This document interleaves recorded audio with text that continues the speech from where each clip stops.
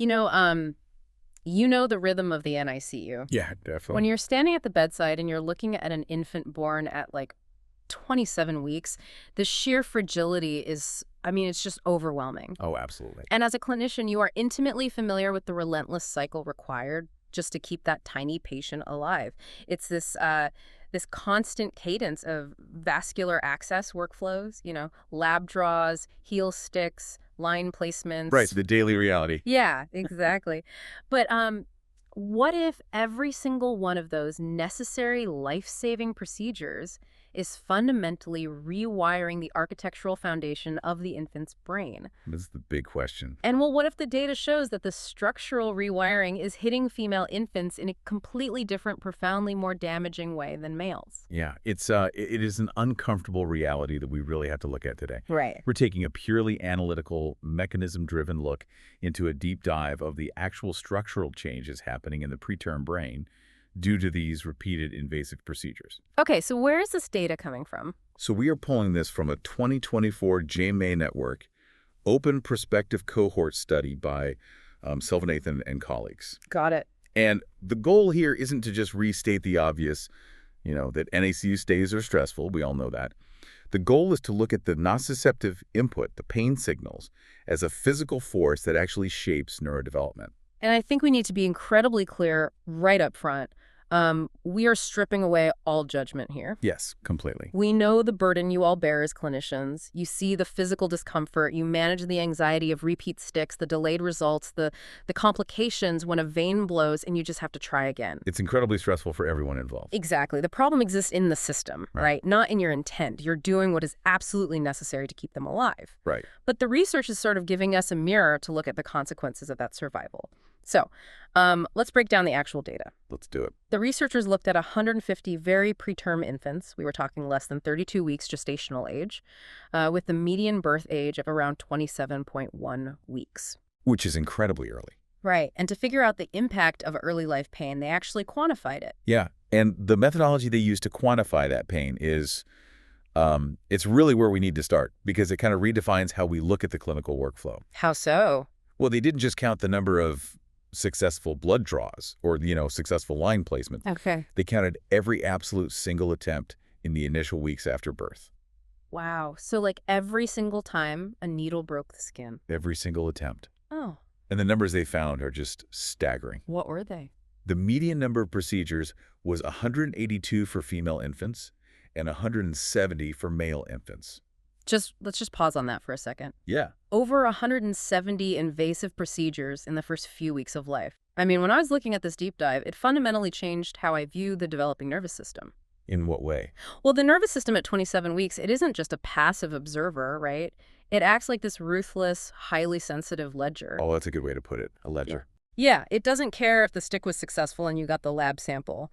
It logs the physiological scarring of every single attempt. Exactly. It logs the neurochemical sensitization. But the question that comes up immediately is, how do you actually measure the structural impact of 170 plus inputs on a brain that is, literally still under construction? Right. It's a huge methodological challenge. But I saw they used MRI with diffusion tensor imaging DTI, right? Yeah. And that made sense because you have to look at how water moves to see the wiring. Yeah, the DTI aspect is absolutely critical for understanding the mechanism here. Break that down for us. So diffusion tensor imaging, it doesn't just take a static picture of the brain's shape. It actually tracks the diffusion of water molecules. Okay. In a healthy, well-developed brain, water diffuses directionally along the white matter, tracks the axons. It essentially follows the path of the wiring. Makes sense. Right. But those tracks are damaged, or if they're structurally immature and lacking proper myelination. The insulation, basically. Yeah, exactly. The insulation. If it's lacking that, the water diffuses much more randomly. So by mapping that water movement both in early life and then around term equivalent age, the researchers were able to create a highly accurate three-dimensional map of the brain's physical infrastructure. That is wild. And this is the part that really got me. They applied graph theory to that map, Yes. which is where this moves from just, anatomy into network topology. For those of us who aren't mathematicians, applying graph theory to a 27-week-old brain seems like a massive leap. It does sound like sci-fi, yeah. Right.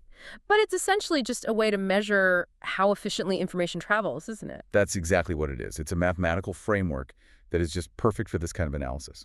So what metrics are they pulling from that framework? The researchers focused on two primary metrics within that network topology.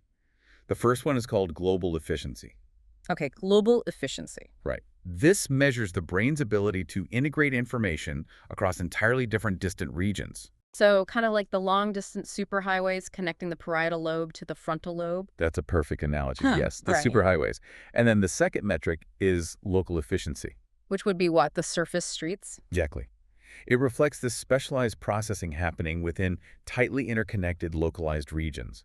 So think of these as the neighborhood roads where highly specific, localized tasks are handled. And you really need both for the brain to function properly, right? Oh, absolutely. You need the neighborhood roads for the local processing, and then the superhighways to synthesize that information globally. Right, you need the whole network intact. So, okay, we have this strict ledger of 170 plus pain inputs on one hand, and we have a highly precise mathematical map of the brain's global and local efficiency on the other. Yes. And when you cross-reference those two things, the biological cost becomes incredibly visible. It really does. The core finding across the full cohort of 150 infants was that greater early life pain exposure was directly associated with lower global efficiency, lower local efficiency, and decreased regional connection strength. The sheer volume of nociceptive inputs physically degrades the connectivity of the entire network. But, and this is where it gets really crazy, the researchers didn't stop there. No, they didn't. If the brain is just experiencing diffuse damage, I mean, that's one thing, but they used an interaction term in their statistical models, right? Yeah, they multiplied the amount of early life pain by the infant's postmenstrual age at the time of the scan. Right, because they were looking for altered trajectories of brain maturation over time. Exactly. And the data revealed a massive, just incredibly surprising sex-specific association. Yeah, this was the finding that really made waves. The data showed that female infants who were exposed to greater pain had significantly slower maturation of both global and local efficiency over time. Over time, so it gets worse as they grow. Right. The male infants did show reduced efficiency from pain overall, Yeah. but they did not show this specific radically altered trajectory of delayed structural maturation. So the female nervous system essentially stalled in its network development. Exactly. It just stalled. Oh, wait, hold on. Historically, in neonatology, male preterm infants are viewed as the more vulnerable demographic. Yes, generally speaking, they are. You see it at the bedside constantly. They often present with more acute respiratory distress, more immature brain maturation right out of the gate, and just generally poorer initial clinical outcomes. That's the classic expectation, yeah. We always brace for a rougher course with the males. So why on earth are the female infants showing this specific, profound structural vulnerability to the long-term effects of pain? It's fascinating because it challenges a very deep-seated clinical assumption. Right. While male infants often face that tougher initial course regarding mortality and acute respiratory issues, we are talking about long-term neurodevelopmental trajectories here. And the source points to animal studies that reveal sexually dimorphic immunological and hormonal responses to pain. Meaning the cellular mechanisms in male and female biological systems respond to the exact same inflammatory stimulus in completely different ways. Fundamentally different ways, yes. Wow. When a nociceptive stimulus occurs, when they feel pain, it triggers an immune and hormonal cascade. Right. In animal models, the female subjects demonstrated a much higher vulnerability to the long-term consequences of that early inflammatory injury. So what's actually happening at a cellular level? Well, think about the microglia. They're the primary immune cells of the central nervous system. Okay, the brain's immune defense. Exactly. When the body experiences repetitive pain, these microglia activate and create a state of neuroinflammation. Got it. The hypothesis drawn from these dimorphic responses is that the female infant system might be primed to maintain this state of neuroinflammation longer, or respond more aggressively to it. And that inflammation is what's causing the delay. Right, because it actively interferes with the myelination process, and slows down the maturation of those neural networks. Man, that makes the ledger analogy even darker. It really does. It's not just a tally mark of pain, it's a persistent inflammatory echo that actively suppresses the female infant's structural brain development over time. A constant echo, exactly. But, if female brains are experiencing this delayed maturation to protect themselves from the barrage of inputs, the damage can't just be a vague brain-wide fog. No, it's not uniform. The brain must be triaging. So where exactly is this structural delay happening? The mapping they did was highly specific. Okay. The researchers analyzed 92 distinct nodes in the brain to see exactly where the network was degrading the most. And what did they find? The strongest associations between high early life pain and lower connection strength were concentrated in the Bedolden ganglia, the limbic system, the motor cortex, and the primary visual areas. The architecture of the impact zone. Exactly. Let's look at the mechanics of that timing. I think about it like trying to pour the concrete foundation of a house during a Category 5 hurricane. Oh, I like that. Right, where the hurricane is the pain, it's the constant, repetitive, nociceptive input of 180 heel sticks and IV attempts. The storm just keeps coming. Exactly. And the parts of the foundation that are being poured exactly when the storm is at its absolute peak, those are the parts that are going to cure improperly. They'll be full of cracks and weak points. That analogy maps perfectly to the mechanism of neurodevelopment here. Yeah. Yes, because the motor and visual cortices are among the very first cortical pathways to develop and myelinate during this specific gestational window. So they are the wet concrete.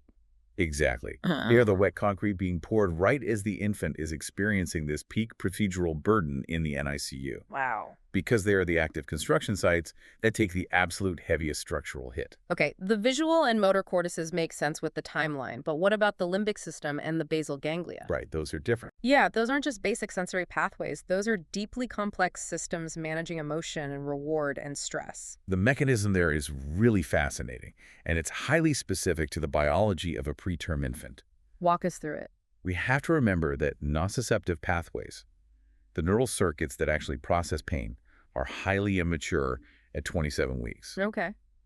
The infant has the pathways to feel the pain, but they do not have the descending inhibitory pathways fully formed yet. So they can't block it. Exactly. Yeah. They have no biological way to dampen or regulate those pain signals. So a routine heel stick doesn't just hurt a little bit. It creates a massive unmitigated alarm in the brain. God, that's awful. It is. And this repetitive pain causes persistent hyperalgesia. It essentially turns the volume dial up to 10 on all sensory input. And just breaks the knob off. Completely breaks the knob off. So the nervous system is locked in a state of maximum alert. Precisely. And that state of chronic unmitigated pain fundamentally alters the neuroendocrine stress response. Meaning hormones are just flooding the system. Right. The infant system is flooded with stress hormones, and that chemical flood specifically hammers the limbic system, which processes emotion, stress, and memory. And the basal ganglia, too. Yes.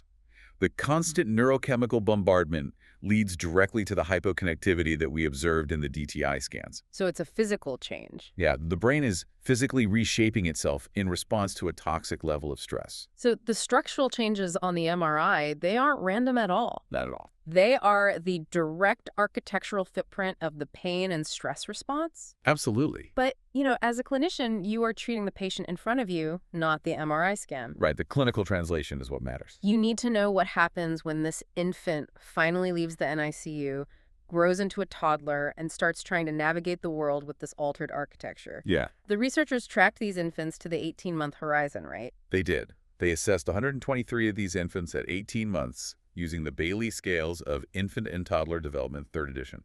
The Bayley 3, that's a gold standard for neurodevelopmental outcomes. It is. And the functional consequences they found were exactly what the connectivity maps predicted. What did they find? Higher global and local efficiency in the neonatal scans, as well as greater corticostriatal connection strength, were significantly associated with higher cognitive scores at 18 months. Let's focus on that corticostriatal connection for a second. Sure. That's the pathway linking the cortex, the thinking processing part of the brain, to the striatum in the basal ganglia, which handles action, reward, and motor control. Yes, it's a vital pathway. Right? And the data showed that a stronger corticostriatal connection was not only linked to higher cognitive scores, but strongly linked to better language scores at a year and a half old. Man. The chain of causality here is just sobering. It really connects the dots. The more invasive procedures, the more severe the diffuse hypoconnectivity, and the weaker the corticostriatal tracts. And then, the weaker those tracts, the lower the child's cognitive and language outcomes at 18 months. I mean, the pain ledger has a direct, measurable cost on how that child will think and speak. It connects the bedside workflow directly to the child's entire future. Which brings us to, honestly, the most difficult pragmatic reality of this data. Yeah.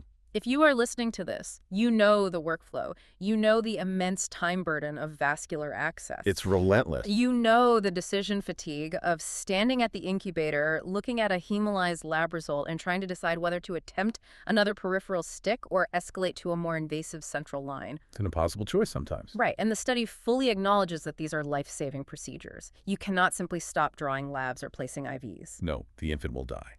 Exactly. So if you are at the bedside and the procedure is mandatory, but the pain is actively degrading the infant's brain, what is the takeaway? Well, the clinical dilemma is compounded by the fact that our pharmacological tools are incredibly blunt instruments. What do you mean by that? Well, there is highly conflicting evidence regarding the efficacy and the potential long-term harms of common analgesics like morphine and fentanyl in neonates. Right, the side effects are massive. Huge. You cannot broadly sedate or anesthetize a 27-week infant for every single heel stick without risking severe respiratory suppression, gut motility issues, and entirely different neurodevelopmental side effects. So the analgesics are a double-edged sword. Exactly. So you are basically trapped between the trauma of the procedure and the toxicity of the pain medication. Which is why the solution really has to be systemic. Okay, what does that look like? The immediate takeaway from this data is about rigorous, almost militant discipline in our workflows. Right. It reinforces the profound weight of each input. Every time a needle touches the skin, a permanent entry is being made in that neurological ledger. Yeah. So the focus has to shift entirely toward minimizing attempts. Doing it right the first time? Exactly. It means optimizing every single vascular access workflow, utilizing dedicated access teams if they're available, and using escalation pathways efficiently. To avoid that just one more try mentality. Yes. We have to avoid the just one more try culture that leads to 4, 5, 6 repeat sticks for a single lab draw. It completely changes the entire context of just one more try. It really does. It's not just a matter of causing the baby temporary distress. You are actively altering the pouring of their neurological foundation. Exactly. And zooming out to the macro level, the broader takeaways aim directly at research and protocol development. Oh, regarding the sex differences. Right. The fact that female infants experience such a radically delayed maturation of their network efficiency means that future clinical trials for neonatal pain protocols must consider sex-specific vulnerabilities. We can't just treat them the same. No, a one-size-fits-all approach to neonatal analgesia and pain management might be fundamentally failing female infants. We have to start treating biological sex as a critical variable in how we manage NICU trauma. I mean, the evidence demands it. Absolutely. The reality of preterm care requires invasive procedures. We know that. But this study removes any illusion that these procedures are neurologically benign. They are not benign. No. They create a diffuse hypoconnectivity. They specifically disrupt the basal ganglia and limbic systems through a flood of unmitigated stress hormones. No. They degrade the corticostriatal tracts, which lowers cognitive and language outcomes at 18 months.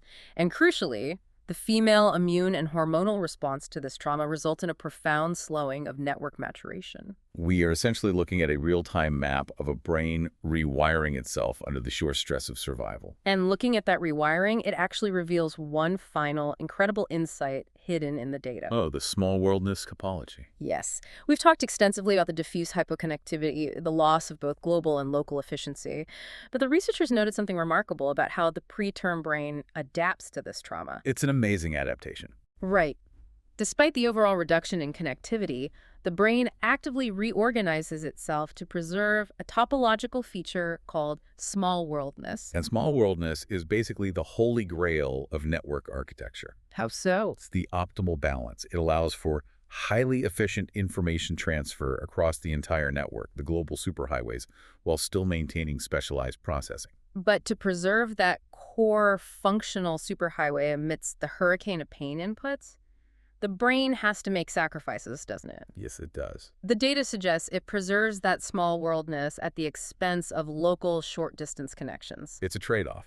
Yeah, the brain is essentially triaging its own architecture. It is cannibalizing its local neighborhood connections to ensure the core processing network survives the trauma. It's sacrificing the surface streets to keep the highway open. Exactly. So, as a clinician managing these workflows, consider the magnitude of that adaptation. It's huge. If this 27-week-old nervous system is radically rewiring itself, sacrificing local efficiency to protect its core ability to process the world, what unique, unmeasured adaptations might these children possess as they grow up? That is a fascinating question. Right. We can measure the hypoconnectivity, we can measure the delays, but what extraordinary resilience, what unknown cognitive strategies might these rewired nervous systems be gaining to survive the storm? It really makes you rethink everything we know about neuroplasticity. It really does. It's something to definitely mull over the next time you're at the bedside.